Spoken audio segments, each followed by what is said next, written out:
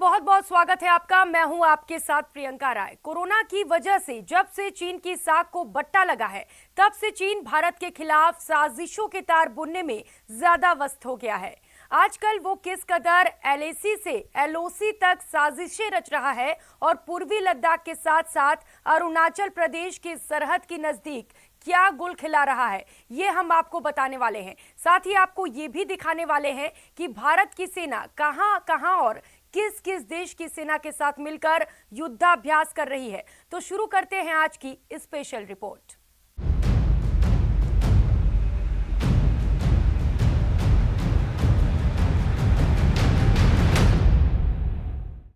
LAC से आगे बढ़ते हुए चीन ने अब भारत पाकिस्तान सीमा रेखा यानी एलओसी पर भी साजिशों का मकड़जाल बुनना शुरू कर दिया है।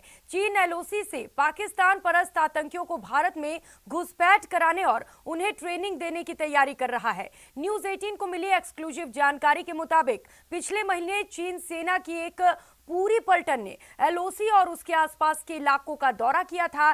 चीन की इस पलटन ने पाकिस्तान अधिकृत कश्मीर में कितने दिन गुजारे, कहां-कहां गए, किन-किन लोगों से बात की, आइए सब कुछ आपको दिखाते हैं।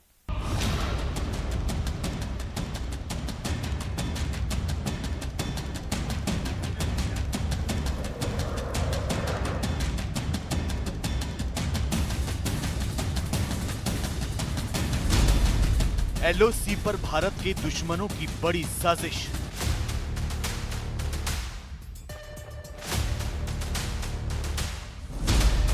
पीओके में ड्रैगन के ऑपरेशन 40 का पर्दाफाश।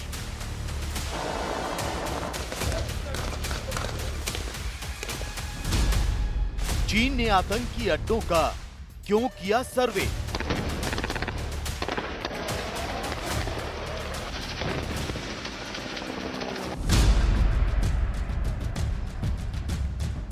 पूर्वी लद्दाख से लेकर अरुणाचल प्रदेश तक ड्रैगन भारत को डंक मारने की साजिशें रच रहा है। करीब 3500 किलोमीटर लंबी सीमा रेखा को लांघकर चीन अपना दायरा बढ़ाने की कोशिश कर रहा है। डोकलाम से लेकर गलवान तक हिंसक झड़पें तस्दीक करती हैं कि चीन भारत की बढ़ती शक्ति से घबराया हुआ है और वो सीमा विवाद के जरिए तनाव पैदा कर भारत को परेशान करना चाहता है। चीन की तिलमिलाहट बढ़ती जा रही है और आपको ये जानकर हैरानी होगी कि यही तिलमिलाहट अब उसे भारत पाकिस्तान सीमा रेखा यानी एलओसी तक खींच लाई है। वास्तविक नियंत्रण रेखा पर अपनी सैन्य मौजूदगी को बढ़ाने के बाद अब चीन अपने सदाबहार दोस्त पाकिस्तान के सहारे एलओसी पर जारी तनातनी को बढ़ाने की फिराक में है, जिसके लिए ड्रैगन ऑपरेशन 40 पर जोर शोर से काम कर रहा है। आपके जहन में ये बात जरूर आ रही होगी कि आखिर चीन की सेना के ऑपरेशन 40 है क्या? चीनी सेना के ऑपरेशन 40 में पाकिस्तान का क्या रोल है? तो हम आपको बता देते हैं कि चीन की पीपल लिबरेशन आर्मी अब एलएसी के साथ साथ एलओसी से भी भारत को अस्थिर करने की कोशिश में जुटी हुई है। चीन की सेना ऑपरेशन 40 के तहत पाकिस्तान के आतंकियों को भारत के खिलाफ छद्म युद्ध के लिए तैयार कर रही है। जी हाँ, हाल के दिनों में जिस तरह भारतीय सेना ने पाकिस्तान परस्त आतंकियों को ठिकाने लगाया, जिस तरह आतंकी ठिकानों को तबाह किया, जिस तरह आतंक के पूरे नेटवर्क पर प्रहार किया, उससे इस्लामाबाद के साथ साथ बीजिंग में भी हलचल तेज हो गई है। पाकिस्तान की आतंकी साजिशों को नाकाम होता देख चीन ने फैसला किया है कि अब वो इमरान खान के चहेते दहशतगर्दों के हाथ मजबूत करेगा। न्यूज 18 को मिली एक्सक्लूसिव जानकारी के मुताबिक चीन के 40 सैनिकों ने एलओसी के करीब केल, जूरा और लीपा घाटी का दौरा किया। चीन के ये 40 सैनिक 5 से 6 ग्रुप में अलग अलग बट गए और पीओके के सीमावर्ती गांवों का सर्वे भी किया। गौर करने वाली बात यह कि हर ग्रुप के साथ आईएसआई और पाकिस्तान सेना के अलावा इंटरप्रेटर भी मौजूद थे। चीन के सैनिकों ने एलओसी के करीब रह रहे गांव वालों से बातचीत भी की। यही नहीं, चीन के सैनिकों ने पाकिस्तान सेना की पोस्ट से भारत में घुसपैठ करने वाले रूट का भी जायजा लिया। चीन ने जिस तरह की पेट्रोलिंग एक्टिविटी बढ़ाई है, स्पेशली जुरा में, लीपा वैली अपने आप में इम्पॉर्टेंट है। जिस तरीके के सैनिक की कार्रवाई जो पहले 5, 10, 20 आदमी किया करते थे, अब 40, 50 आदमी आ रहे हैं। आप ग्रुप्स में बांट रहे हैं, गांव वालों से बातें करने की कोशिश कर रहे हैं। ये सब ज़रूर दिखाता है कि चाइनीज़ इस समय किसी ना किसी प्लानिंग पर काम ज़रूर कर रहे हैं। उस प्लानिंग को वो एग्जीक्यूट करें या ना करें, लेकिन वो कुछ ना कुछ स्ट्रेटेजिक प्लान कर रहे हैं।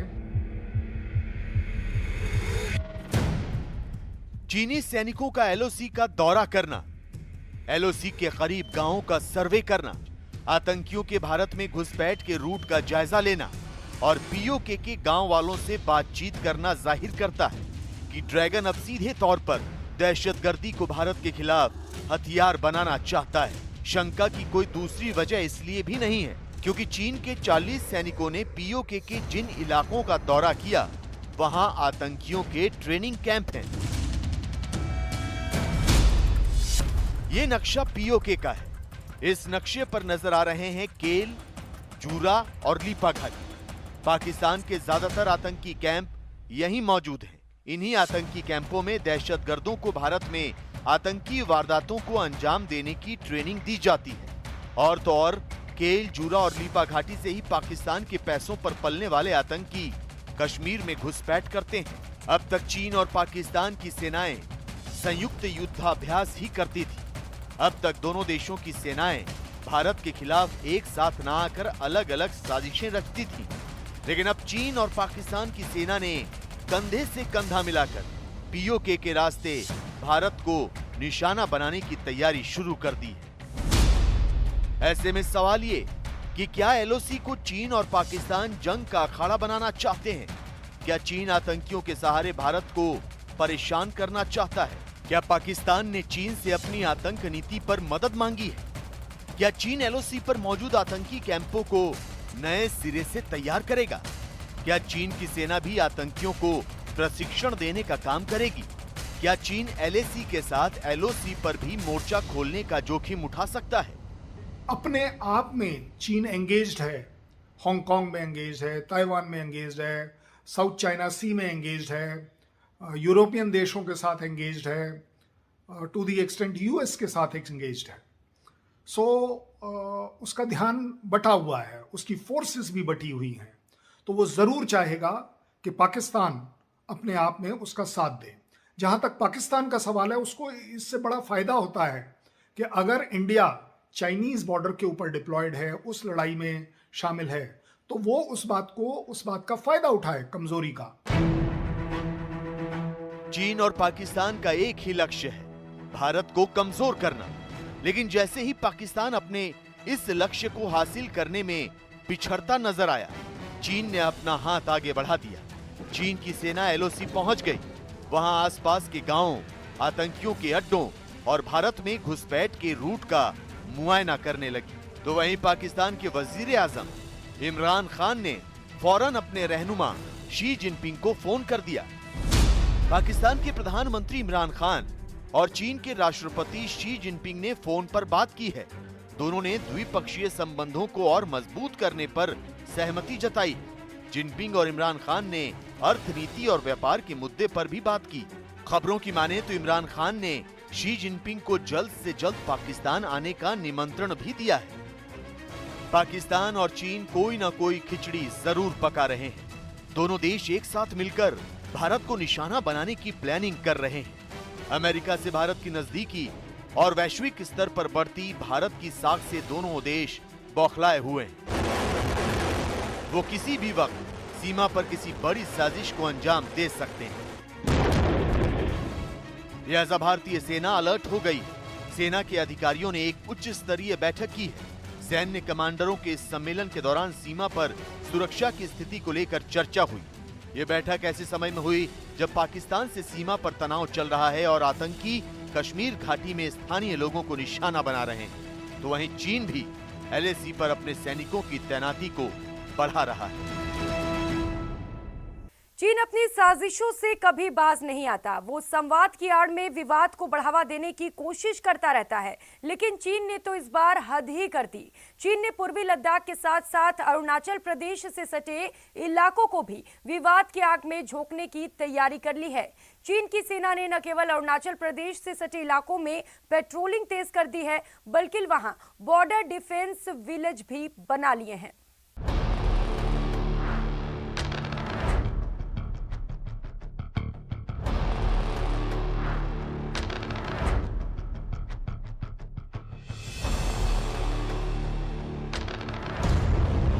एलएसी के करीब लाल सेना की परेड।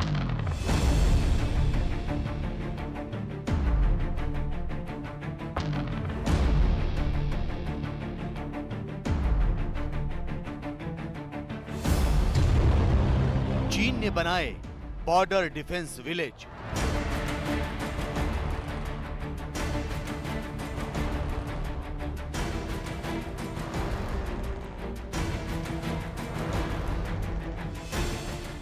अठारह महीनों से जारी तनाव को कम करने के लिए भारत संवाद कर रहा है। सीमा विवाद की आग को शांत करने के लिए भारत चीन से बात कर रहा है। दोनों देशों के बीच 13 दौर की सैन्य वार्ता भी हो चुकी है, लेकिन चीन संवाद के साथ संग्राम की चिंगारी भड़काने का काम भी कर रहा है।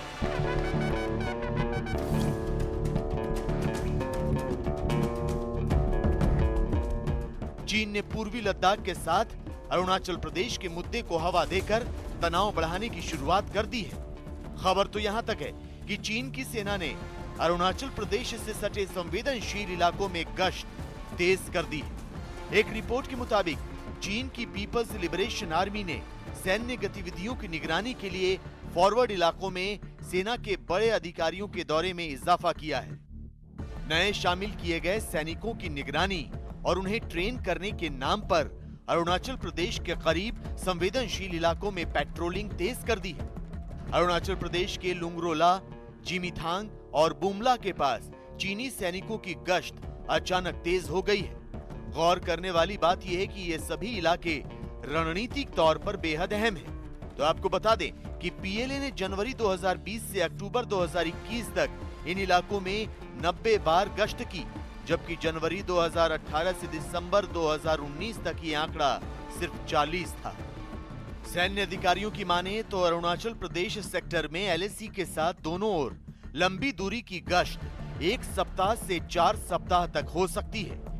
लेकिन आंकड़ों से पता चलता है कि पूर्वी लद्दाख के साथ चीन सेना की अरुणाचल प्रदेश के करीब मौजूद इलाकों में पेट्रोलिंग बढ़ गई है। लिहाजा चीन की किसी भी जुर्रत का जवाब देने और उससे निपटने के लिए भारत ने जवाबी रणनीति तैयार कर ली है। ये बिल्कुल स्पष्ट है कि चाइना भारत के साथ युद्ध की हिमाकत नहीं कर सकता। चाइना यदि किसी तरीके की ऐसी हिमाकत करता है तो उसे उसकी बड़ी कीमत चुकानी होगी। ये बात भी बिल्कुल स्पष्ट है। ये जो नया भारत है, ये 2021 का भारत है। ये नाभिकीय अस्त्रों से संपन्न भारत है। ये विश्व की सबसे तेज गति से बढ़ती हुई अर्थव्यवस्था वाला भारत है। ये विश्व की एक बड़ी सामरिक शक्ति वाला भारत है। ये विश्व का एक जिम्मेदार लोकतांत्रिक राष्ट्र, जो विश्व का सबसे बड़ा लोकतंत्र है, वो इस तरीके का नया भारत है। अरुणाचल प्रदेश के सीमावर्ती इलाकों में पेट्रोलिंग बढ़ाने के साथ चीन की सेना एलएसी के पास गांव भी बसा रही है।